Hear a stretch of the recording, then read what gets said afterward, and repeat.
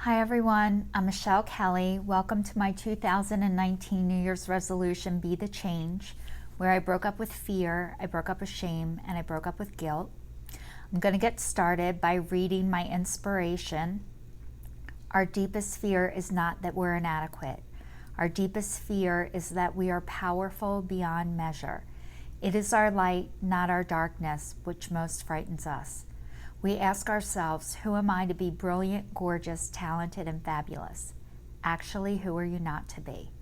You are a child of God. Your playing small does not serve the world. There is nothing enlightened about shrinking so that other people will not feel insecure around you. We are all meant to shine as children do. We were born to make manifest the glory of God that is within us. It is not just in some of us, it is in everyone. And as we let our own light shine, we unconsciously give others permission to do the same. As we are liberated from our own fear, our presence automatically liberates others. Marianne Williamson. I'd like to say welcome back to everybody who's joined me before, and welcome to everybody who's watching me for the first time. I started this as my New Year's resolution, like I needed an excuse to get this started, but I did. And one of the things before I decided to do this video and commitment out loud was I was bouncing this idea off of my son last October, and I said to him, I feel like I'm meant to speak out loud. And I said, my biggest fear is that I'm gonna have haters. And he told me, don't flatter yourself. You're not good enough to have haters. So that kind of sparked something in me. Like, I have a little bit of a screw you, watch me. So I feel like that was God talking through him to help me get this started. And I kind of want haters now because I feel like it would be a compliment. So to anybody who's out there struggling whether you should do something or not, I say do it. So I've been talking every week about how I broke up with fear, I broke up with shame, and I broke up with guilt, and it is not broken up with me. And I had no idea how deep this stuff is, and it's controlled my life. And it's not controlling it as much, but it is still there. And last week I touched on mental illness and how that affected me growing up in a house with somebody who was mentally ill but was never diagnosed. And let me tell you what, it was awful. And I was not able to acknowledge this out loud until now, which I am 47 years old. And it's kind of like ripping the Band-Aid off of an open wound. And one of the things I talked about in my videos before, and I invite you to go back and please watch them. They're on YouTube, they're on Instagram, and they're on Facebook. And I got started in January, and it's kind of the story building up until now. But one of the things that happened to me is I was on a women's retreat when I was like 24 years old.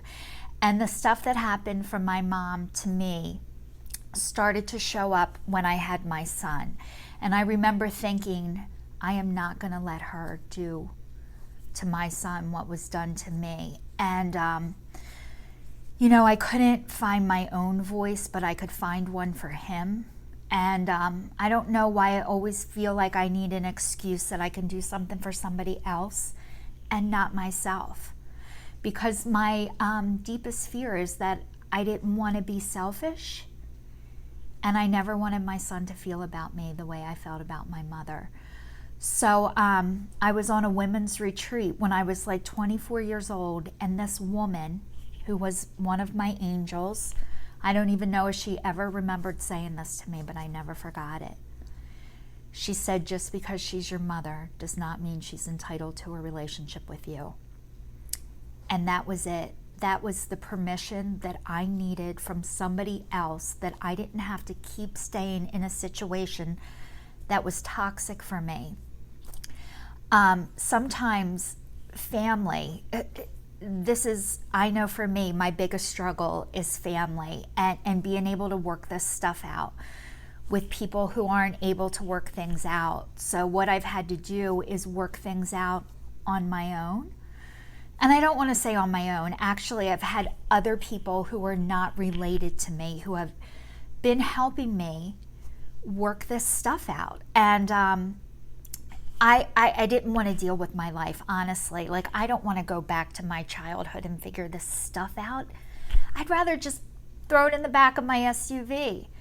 But it started to get physical. And when I say physical, it started coming out in my body. And it came out in pain. I had back pain. I've had back problems. I've had back surgeries. I've had neck pain. I've had neck problems. I've had neck surgeries. So me refusing to deal with my life, I don't want to say refusing. I was not able to before, but it got physical and it started to make me sick. So as I'm doing this work and uncovering what is underneath all of this, I'm not in pain like I used to be, and that is a gift. So for anybody who's out there struggling, I encourage you to start working this stuff out. It is way better on the other side, I promise you. It ended up being more of a job to stay like I was than to start and do this work. So God speaks to me through people, and he speaks to me through all of you. And actually last week I was able to go to this Gestalt pastoral care, and God sent me this amazing group of women that I was able to work some of my issues out with. So I do feel so much better this week, but this is a process and it takes a lifetime. And I say thank you to everybody who's watching me, and anybody who's looking for permission to start whatever it is you need to start. You got it. I will see you all next week. Thank you so much for watching. Please tune in and please subscribe. Take care.